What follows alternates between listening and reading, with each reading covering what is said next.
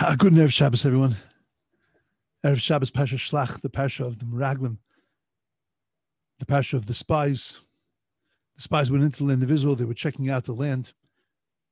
They were given a mandate to go and to check the land, to see what it was all about, to see whether it was a strong land, a weak land, to see whether it was fortified, not fortified, to check out all the different aspects of it, to bring that reconnaissance, to bring that information back to Moshe. They come back after 40 days in the land of Israel, and they give a terrible report, incredibly negative. They tell the people, we're never going to be able to make it. We're never going to be able to conquer that land. And at that moment, they frighten the Jewish people. The Jewish people begin to cry. They came back on the 8th of Av. The Jewish people cried on the 9th of Av. And at that moment, God said to them that you cried tonight for nothing. This night is going to be turned into a night of incredible tragedy, and you're going to cry for something every single year. We know that they were in the land for 40 days and 40 nights. And therefore Jewish people were punished with 40 years in the desert, corresponding to the 40 days that they were inside the land of Israel, committing that crime of speaking the Lashon Hara, of speaking negatively about the land. But if you analyze it carefully, you see that the crime of speaking negatively about the land of Israel was really just a few seconds. They came back, they spoke. What did it take? A minute, 5 minutes, 10 minutes? It wasn't an incredibly long episode. So why were they punished 40 years for 40 days? Each day that they were there, they were doing a mitzvah. They were doing what they were commanded to do. They were commanded to go into the land, to check the land out. So why were they punished for that? Why was that considered part of the crime? So Rabbi says a stunning thing. Because there was no question that they were there to check out the land and to bring back a report. But every single thing they saw, they gave it a negative twist. Every single thing they saw was negative. Every single thing they saw, there was a problem. There were many people that were dying.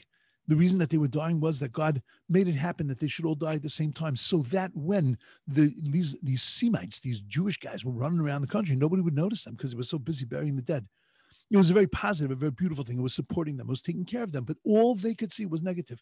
They see these incredible fruit the size of basketballs, grapes the size of basketballs. The whole business with caramel wine, when you see the two guys carrying a stick and the grapes are coming off of that actually was a depiction of what took place in the Torah. It then became the logo for Carmel, but that's what was happening. What a blessing to have fruit that size, to have incredible blessing in the peiros, in the fruits of Eretz Yisrael. And all they could see was it was negative. It was something that was destructive, something that was going to, in the end, it was going to hurt them. In the end, it was a bad thing. And what they were punished for was they were punished for negativity. It wasn't just Lashon Hara that they spoke. It wasn't just the act of speaking. That was a short event. But it was because to lead to that, every single thing they saw, they put in a negative context. Everything was a problem. That's, in fact, the crime of Lashon Hara. Lashon Hara, it's terrible that we speak about another person, that we don't have a care and a concern about another person, their well-being and their welfare. But at the end of the day, how did we get to that place that we didn't care about them? Because all we could see is negative. All we could see is their lives are negative. What they do is negative. It's such a sad thing when you're with a person, when you live with a person that's just so rigid that if it's not inside of this box, it's no good. The person has no ability to be able to look at things and say, wow, that's amazing. The power of amazement, the power of just being awed by everything that's going on around you, and of being so happy and of being so positive. I was at a wedding yesterday of a nephew and now a niece of mine.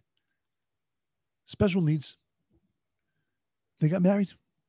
What an incredible simcha. But the simcha that they had was like bursting. It was like incredible. Because they have no negativity. They have no negative blocks. They don't have any of that stuff.